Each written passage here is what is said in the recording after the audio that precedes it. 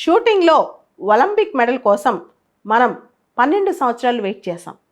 ప్యారిస్లో Olympics జరుగుతున్నాయి. మొట్టమొదటి medal మనకు వచ్చేసింది. షూటింగ్లో బ్రాంజ్ మెడల్.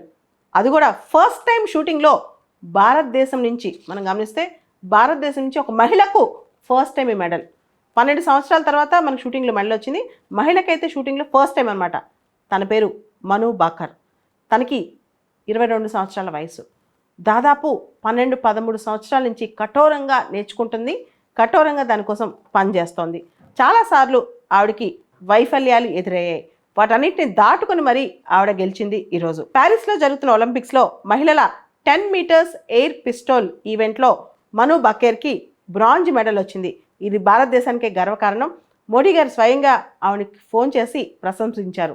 సౌత్ కొరియాకి చెందిన ఏ జిన్ అనే మహిళకి ఒలింపిక్స్ షూటింగ్లో గోల్డ్ మెడల్ వచ్చింది. రెండో అమ్మాయి కూడా సౌత్ కొరియా నుంచే కిమ్ ఎజీ ఆవిడ పేరు. గత 2 ఒలింపిక్స్లో అంటే 2016లో 2020లో భారతదేశానికి షూటింగ్లో ఎటువంటి ప్రైజ్ రాలేదు.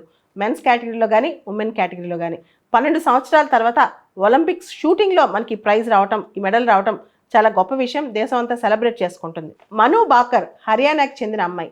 2020లో తనకి అర్జున అవార్డు కూడా వచ్చింది. ఏషియన్ గేమ్స్ 2022లో ఆవిడకి గోల్డ్ మెడల్ వచ్చింది 25 మీటర్స్ పిస్టల్ టీంలో. వరల్డ్ ఛాంపియన్షిప్ బాకు 2023లో gold medal in 25 metres pistol team వచ్చింది.